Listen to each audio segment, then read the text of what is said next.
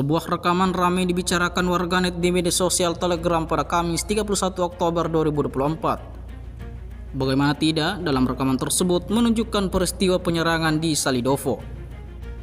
Brigade Senapan bermotor ke-15 dan 30 dari kelompok pasukan pusat beroperasi ke wilayah tanggung jawab mereka dengan dukungan kelompok lapis baja dan dengan cepat memasuki hutan, lalu kemudian menghancurkan personel musuh di benteng. Sebagai hasil dari tindakan aktif dan tegas, para prajurit pusat GIVI mengambil posisi penting di ketinggian komando di pinggiran kota, yang berkontribusi pada keberhasilan tindakan pasukan penyerang. Lebih lanjut untuk membersihkan Salidovo dari angkatan bersenjata Ukraina. Insiden ini menambah daftar kerugian panjang yang didapatkan angkatan bersenjata Ukraina.